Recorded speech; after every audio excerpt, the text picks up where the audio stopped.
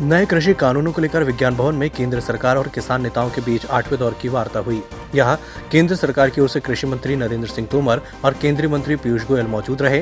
बैठक से ठीक पहले दोनों ने गृह मंत्री अमित शाह से मुलाकात की थी। बैठक के दौरान किसानों ने कृषि कानून रद्द करने की मांग दोहराई, लेकिन कृषि मंत्री ने इनकार कर दिया।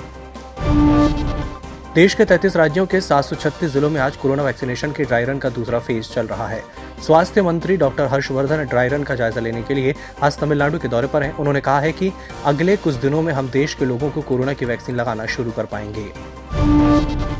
कांग्रेस नेता प्रियंका गांधी के पति रॉबर्ट वाड्रा ने राजनीति में उतरने और चुनाव लड़ने की इच्छा जताई है। आयकर विभाग की पूछताछ के बाद उन्होंने कहा कि मुझसे दुर्व्यवहार किया गया क्योंकि मैं एक प्रमुख राजनीतिक परिवार से संबंधित हूँ।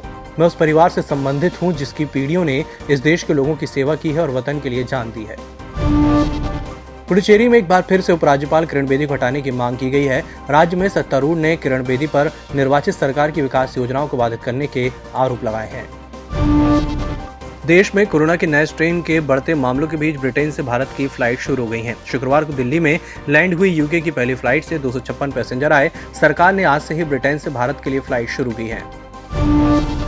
पश्चिम बंगाल में ममता सरकार की मुश्किलें कम होती नहीं दिख रही। एक के बाद एक तृणमूल कांग्रेस के नेता पार्टी का साथ छोड़ रहे हैं। इस बीच टीएमसी विधायक वैशाली डालमिया ने पार्टी के वर्क कल्चर पर सवाल उठाए हैं। उन्होंने कहा कि पार्टी में कुछ लोग दूसरों को काम नहीं करने दे रहे। ऐसे लोग दीमक की तरह पार्टी को अंदर ही अंदर खोखला कर रहे हैं। कोरोना वायरस से मुकाबले के लिए भारत बायोटेक एक और वैक्सीन लाने जा रहा है। भारत बायोटेक के मुताबिक वह इस वैक्सीन का इंसानों पर परीक्षण फरवरी-मार्च में शुरू कर देगा। भारत बायोटेक ने बताया कि वह कोरोना वायरस के खिलाफ उनके नए इंट्रानेजल एंटीडोट लाने की तैयारी कर रहा है। अमेरिका में 7 जनवरी को लोकतंत्र शर्मसार हुआ। मौजूदा राष्ट्रपति डोनाल्ड ट्रंप के समर्थकों ने संसद में घुसकर अपने चहेते राष्ट्रपति की हार को नकारा। ये सब रोकने में सिक्योरिटी को खासी मशक्कत करनी पड़ी। अब घटना के 24 घंटे बाद संसद यानी यूएस के कैपिटोल के बाहर कड़ी सुरक्षा व्यवस्था है।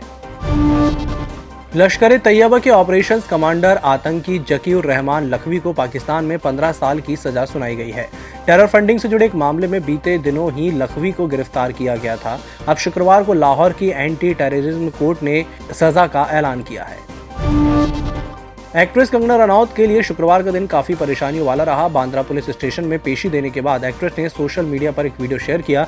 वीडियो के जरिए एक्ट्रेस ने सुप्रीम कोर्ट से भी कई सवाल पूछे। कंगना ने इस बात पर नाराजगी व्यक्त की है कि उन्हें अपने विचार रखने का भी मौका नहीं मिल रहा। और शेयर बाजार में बीते 11 सालों का रिकॉर्ड टूटा है। यह लगातार 10वां हफ्ता रहा जब सेंसेक्स बढ़त के साथ बंद हुआ। इससे पहले जून 2009 में इतनी लंबी साप्ताहिक बढ़त दर्ज की गई थी।